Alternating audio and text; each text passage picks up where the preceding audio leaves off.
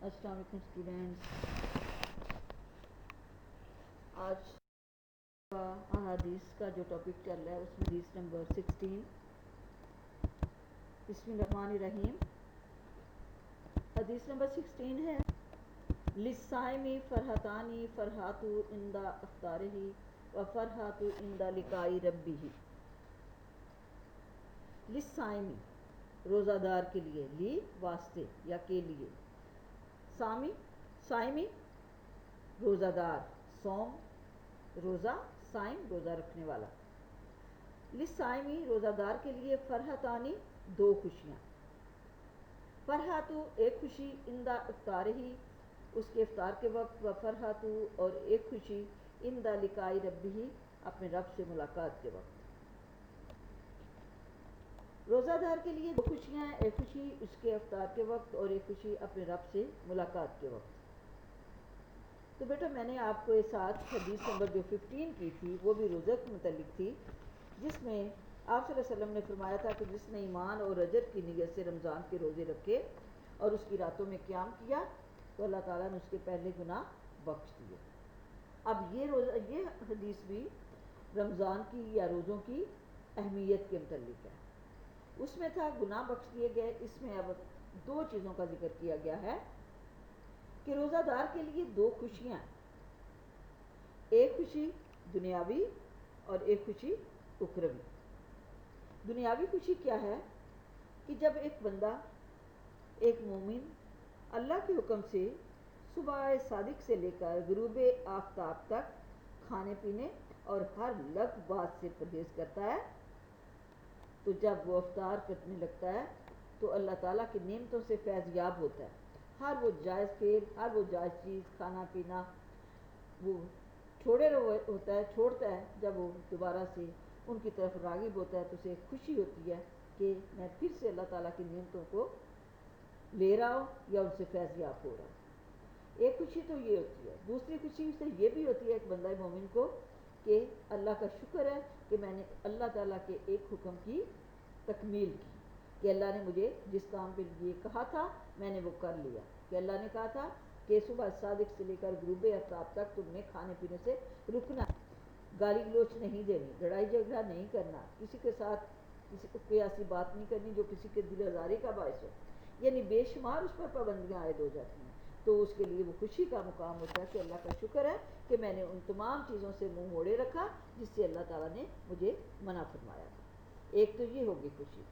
دوسری خوشی کہا گیا ہے کہ جب وہ اپنے رب سے ملاقات کرے گا۔ اب ظاہر ہے اپنے رب سے ملاقات تو وہ قیامت کے روز کرے گا، تو قیامت کے روز جب اللہ تعالیٰ سے ملاقات کرے گا اور اللہ تعالیٰ کی نعمتوں سے فیض یاب ہوگا تو وہ انتہائی خوش ہوگا، کیونکہ آپ صلی اللہ علیہ وسلم کا فرمان ہے کہ قیامت کے روز اعلان کیا جائے گا کہ روزہ دار کھڑے ہو جائیں، روزہ دار کھڑے ہو جائیں گے تو انہیں ایک خاص دروازے سے جنت میں داخلے کے لیے کہا جائے گا، جیسے وی آئی پی گیٹس ہوتے ہیں اسٹیڈیم میں انٹر ہونے کے لیے جو وی آئی پی لوگوں کے لیے ہوتے ہیں، تو روزہ دار وی آئی پی لوگ ہوں گے، وی آئی پی گیٹ سے جنت میں داخل ہوں گے۔ پھر وہاں جا کر جنت میں داخلے کے بعد اللہ تعالیٰ کی نعمتوں سے فیض یاب ہوں گے تو اللہ تعالیٰ پوچھے گا ان سے کہ کیا تم میری نعمتوں سے خوش ہو؟ وہ کہیں گے ہاں ہم خوش ہیں۔ پھر اللہ تعالیٰ انہیں اپنا دیدار عطا کرے گا اور یہ سب سے بڑی ایک مومن کے لیے خوشی ہوگی۔ تو بیٹا روزہ ظاہر ایک مشقت والی، ایک محنت والی بڑی سخت عبادت ہے، جیسے کہ روزہ گرمی کے موسم میں آپ سب جانتے ہیں کہ روزہ کس قدر مشکل ہوتے ہیں، پیاس کی شدت ہوتی ہے، لیکن اس کے باوجود وہ اپنے حلق سے پانی کا قطرہ تک نہیں اتارتا، اگرچہ اسے کئی بار یہ موقع میسر آتا ہے، لیکن چونکہ اس کا اپنے رب پر سچا ایمان ہوتا ہے کہ میرا خدا دیکھ رہا ہے، وہ ان چیزوں کی طرف دیکھتا بھی نہیں۔ تو یہی وہ عمل جو اللہ تعالیٰ کو پسند آتا ہے کہ اس میرے بندے کا مجھ پر کس قدر پختہ ایمان ہے اور اس بات پہ یقین رکھتا ہے کہ اللہ عالم الغیب ہے، کوئی نہیں دیکھ سکتا لیکن اللہ کی ذات دیکھ رہی ہے۔ تو یہ اللہ تعالیٰ کو اس کا فعل پسند آتا ہے، جس کے لیے اللہ تعالیٰ نے پھر ان سے انعامات کا وعدہ کیا ہے۔ اور روزہ آپ کو یہ تو اس چیز کا تو پتہ ہی ہے کہ قرآن پاک میں بار بار اس کا ذکر آیا کہ فمن شہد منکم الشہر فلیصمہ، تم میں سے جو کوئی اس مہینے کو پائے اسے چاہیے کہ پورے مہینہ یعنی 29 کے 30 روزے رکھے۔ پھر اور فرمایا یا ایھا الذین آمنوا کتب علیکم الصیام کما کتب علی الذین من قبلکم لعلکم تتقون، مومنو تم پر روزے فرض کر دیے گئے ہیں جس طرح تم سے پہلے لوگوں پر فرض کیے گئے تھے تاکہ تم متقی بن جاؤ، یعنی روزے ہر قوم پر کسی نہ کسی شکل میں فرض کیے گئے تھے۔ اسی طرح آپ صلی اللہ علیہ وسلم نے فرمایا کہ اللہ تعالیٰ فرماتا ہے الصوم لی وانا اجزی بہ، روزہ میرے لیے، میں ہی اس کی جزا دوں گا۔ اب وہ جزا کتنی ہوگی، کس قدر ہوگی، کتنی نعمتیں ہوں گی، یہ اللہ ہی بہتر جانتا ہے۔ پھر آپ صلی اللہ علیہ وسلم نے فرمایا کہ روزہ ڈھال ہے، یعنی دنیا میں گناہوں کے خلاف اور آخرت میں دوزخ کی آگ کے خلاف۔ تو روزہ ایک ایسی عبادت ہے کہ یہ انسان کو بے شمار نعمتوں سے نوازے گی۔ تو روزہ بظاہر ایک مشقت والی عبادت ہے، لیکن حقیقت میں اپنے مقصد اور نتیجے کے لحاظ سے یہ دنیا میں موج پہ راحت اور آخرت میں باعث رحمت ہے۔ روزہ دار دن بھر اپنے رب کے حکم کی تعمیل میں نہ کچھ کھاتا ہے نہ پیتا ہے، لیکن افطار کے وقت اس کے لیے خوشی کا سامان ہے، ہوتا ہے کہ جب وہ بھوک پیاس کی حالت میں اللہ کی نعمتوں سے فیض یاب ہوتا ہے تو اسے ایک عجیب فرحت و مسرت حاصل ہوتی ہے۔ اس کے علاوہ آخرت میں جب وہ اپنے رب کا دیدار کرے گا تو اس وقت اس کی خوشی کی کوئی حد نہ ہوگی۔ تو بچے پہلے وہی طریقہ کار، پہلے عربی پھر ترجمہ پھر تشریح اور اس کے بعد یہ دونوں حوالے، اور میں نے احادیث کا بھی ایک دو حوالہ بولا، یقیناً وہ آپ کو سمجھ آ گئی ہوگی، اس لیے وہ بھی دے دیں تو زیادہ بہتر ہے۔ اوکے، نیکسٹ حدیث ہے آپ کی حدیث نمبر 17۔ من حج البیتہ، من جس نے حج کیا بیتہ اللہ کے گھر کا یا بیت اللہ کا، فقضا اور پورے کیے، مناسکہ ہو اس کے مناسک، و سالمہ اور محفوظ رہے، المسلمون مسلمان، من لسانہ اس کی زبان سے، و یدہ اور اس کے ہاتھ سے، غفر لہ بخش دیے جائیں گے اس کو، ما تقدم جو گزر چکے، من ذنبہ اس کے گناہ۔ جس نے بیت اللہ کا حج اور اس کے مناسک پورے ادا کیے اور مسلمان اس کی زبان اور اس کے ہاتھ سے محفوظ رہے تو اس کے پہلے گناہ معاف کر دیے گئے۔ اب بیٹا یہ حدیث جو ہے حج بیت اللہ کی طرف اشارہ کرتی ہے، اور اس میں 3 چیزوں کا ذکر کیا گیا ہے۔ سب سے پہلے جس نے بیت اللہ کا حج کیا، حج کیا ہے؟ قصد کرنا، ارادہ کرنا ذی الحج کے مہینے میں اللہ تعالیٰ کے گھر جانے کا، مکہ مکرمہ میں خانہ کعبہ میں حاضری دینا۔ دوسرے نمبر پہ آیا کہ اس کے مناسک پورے ادا کیے۔ مناسک کیا؟ وہ اشعار یا وہ افعال جو ایک حاجی حج کے دوران سر انجام دیتا ہے اور جس کا قرآن و سنت سے واضح ایک بتایا گیا ہے کہ یہ افعال آپ نے سر انجام دینا۔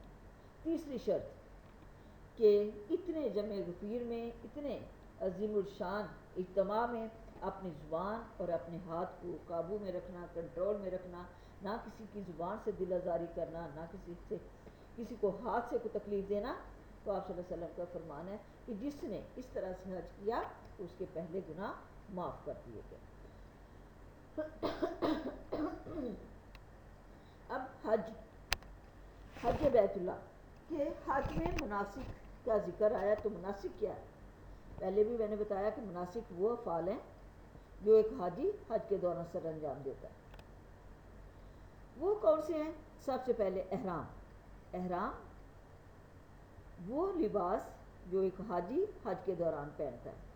مرد حضرات کے لیے 2 انسلی چادریں جو ایک جسم کمر کے گرد باندھتا ہے اور دوسرا وہ اپنے اوپر اوڑھتا ہے، اور عورت کے لیے احرام کہ سلے ہوئے کپڑے یا اپنا سطر ڈھانپنے والے کپڑوں کے علاوہ سر پر ایک رومال اس طرح سے باندھنا کہ سر کا کوئی بال نظر نہ آئے، یہ پہلا رکن یا پہلا مناسک۔ دوسرے نمبر پہ پھر وہ حج کی طرف جب جاتا ہے تو راستے میں ایک جگہ آتی ہے، میقات اس کا نام ہے، کہ میقات پر وہ نیت کرتا ہے کہ اللہ میں حج کی نیت سے جاتا ہوں، میرا حج قبول فرما۔ اس کے بعد جب حاجی خانہ کعبہ میں پہنچتا ہے تو پھر وہ تلبیہ الفاظ اپنی زبان سے ادا کرتا ہے، لبیک اللہم لبیک لبیک لا شریک لک لبیک ان الحمد والنعمت لک والملک لا شریک لک۔ اے اللہ میں حاضر ہوں، اے اللہ میں حاضر ہوں، بادشاہی تیری ہے، ملک تیرا ہے، تیرا کوئی شریک نہیں، اے اللہ میں حاضر ہوں۔ یہ تیسرا۔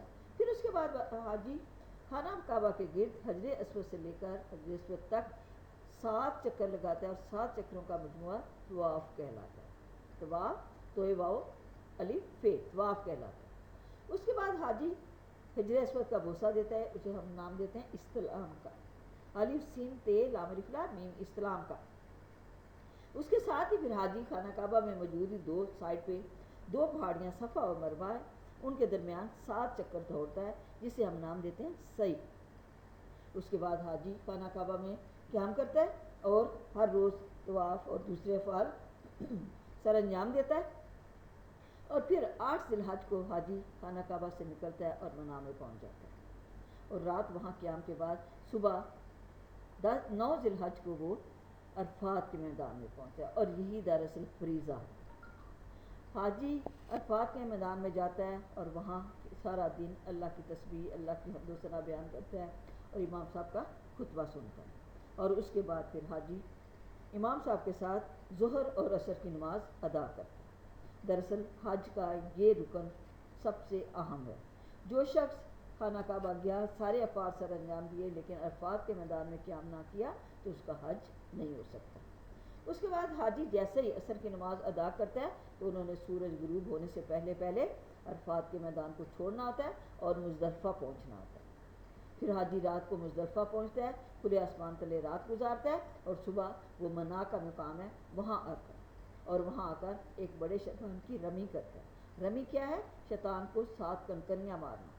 اس کے بعد حاجی کنکریاں مارنے کے بعد اپنی ایک قربانی دیتا ہے، یا جس قدر توفیق کو 1 یا 2 قربانی دیتا ہے، اور اس کے بعد اپنے سر کے بال منڈوا لیتا ہے۔ اس کے بعد حاجی فوراً خانہ کعبہ پہنچتا ہے اور طواف زیارت کرتا ہے، کیونکہ جس طرح سے طواف پہلے کیا یہ حج کا ایک اہم رکن، اور یہ کہ اس کا حج مکمل ہو گیا۔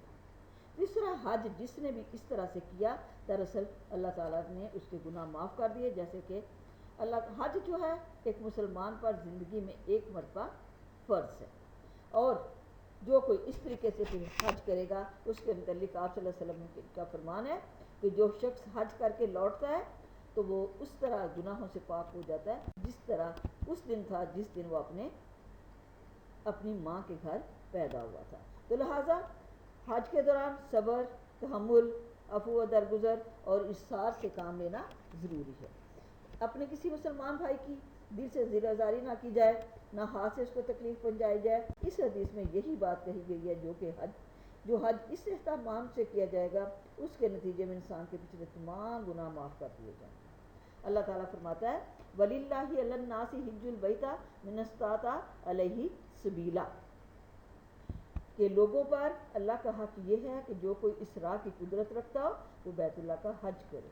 راہ کی قدرت رکھتا ہو یعنی کہ اس کے پاس مال و دولت ہو اور اس کے پاس صحت ہو، تندرستی ہو، تو وہ اللہ کے گھر ضرور جائے۔ آپ صلی اللہ علیہ وسلم نے فرمایا کہ حج اور عمرہ پیدل پہ کرتے رہا کرو، کیونکہ یہ گناہوں سے اس طرح پاک صاف کر دیتے ہیں جس طرح بھٹی سونے سے میل ہو جائے۔ تو ضروری ہے کہ حج اس نیت سے کیا جائے اور اسی طریقے سے کیا جائے تاکہ اللہ تعالیٰ کی نعمتوں سے فیض یاب ہوا جائے۔ ہاں جی، نیکسٹ آپ کی حدیث نمبر 18 ہے بچے۔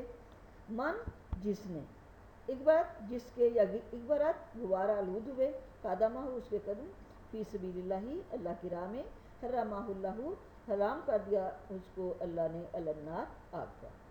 جس کے قدم اللہ کی راہ میں غبارہ آلود ہوئے اللہ نے اسے آگ پر حرام کر دیا۔ اس حدیث میں بچے ایک جو اسلام کا اہم رکن جہاد ہے اس کی طرف اشارہ کیا گیا ہے، اور اس میں بتایا گیا ہے کہ بندہ اپنے رب کی خوشنودی کے لیے جو بھی قدم اٹھاتا ہے، جو کوشش کرتا ہے، مشقت کرتا ہے، تکلیف برداشت کرتا ہے، اس کے لیے اجر ہے۔ اب جہاد کے لیے ضروری نہیں کہ ہم میدان جنگ میں نکل پڑیں، تلوار ہاتھ میں ہو، بندوق ہاتھ میں ہو تو پھر ہی حج۔ دراصل جہاد برائی کو ختم کرنے کے لیے، نیکی کو عام کرنے کے لیے، علم کی طرف کے لیے، نماز کی ادائیگی کے لیے، مسلمان بھائی کی مدد یا عیادت کے لیے، کسی بھی طریقے سے کوئی کوشش کرنا، کوئی مشقت کرنا، دین کی تبلیغ کے لیے نکلے، دعوت کے لیے نکلے، جیسے بھی نکلے گا تو اللہ تعالیٰ کے لیے نہایت ہی ایک پسندیدہ فعل ہے، کیونکہ اس نے اللہ کے حکم کی تکمیل کی۔ اور اس سے بھی بڑھ کر اگر دیکھا جائے تو یہ بھی جہاد ہے کہ صبح آپ آرام سے سو رہے ہیں اور صبح آپ کو نیند بھی آ رہی ہے، لیکن اس کے باوجود آپ نے اپنے نفس پہ قابو پایا اور اللہ کی یاد کے لیے نماز کی طرف اٹھ کے بیٹھ گئے، تو یہ بھی سب سے بڑا جہاد ہے، کیونکہ آپ صلی اللہ علیہ وسلم نے فرمایا کہ جہاد اکبر ہے یہ اپنے نفس کو اپنے قابو میں کرنا۔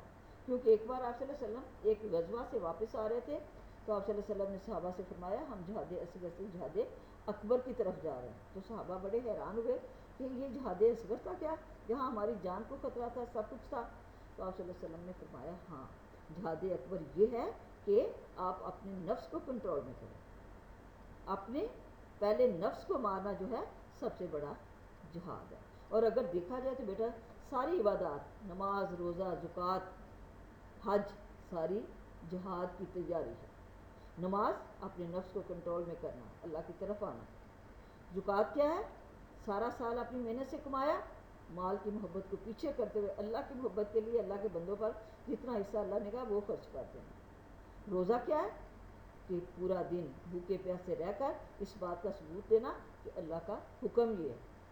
تو حج کیا ہے؟ کہ زندگی میں ایک بار فرض ہے، کاروبار بھی چھوڑ دو، اولاد بھی چھوڑ دو، رشتہ دار بھی چھوڑ دو، 1.5-2 ماہ کے لیے صرف اللہ کی طرف چلے جاؤ، تو یہ بھی ایک بہت بڑا جہاد ہے، مشقت ہے۔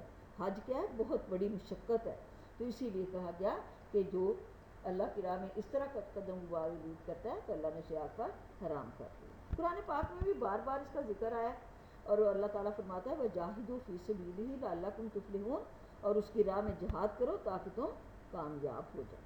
پھر ایک اور موقع پر اللہ تعالیٰ فرماتا ہے ان اللہ یحب الذین یقاتلون فی سبیل اللہ کانہم بنیان مرصوص، بے شک اللہ ان لوگوں کو پسند کرتا ہے جو اس کی راہ میں اس طرح صفیں باندھ کر لڑتے ہیں گویا سیسا پلائی دیوار ہو، یعنی کوئی رکھنا نہیں، کوئی دراڑ نہیں، پوری مضبوطی سے۔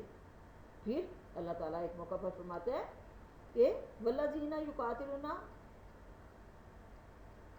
فی سبیل اللہ کرنا بنیان مرصوص، اور ایک اور موقع پر فرمایا جاتا ہے کہ جو لوگ اللہ کی راہ میں مارے جائیں انہیں مردہ نہ کہو بلکہ وہ زندہ ہے لیکن تم اس کا شعور نہیں رکھتے، یعنی اس قدر ان کا بلند درجہ، بلند فضیلت ہے کہ وہ اللہ کے ہاں اللہ کی نعمتوں سے فیض یاب ہو رہے ہیں، اگرچہ ہماری نظر سے وہ پوشیدہ ہیں لیکن اللہ کے ہاں وہ زندہ ہے۔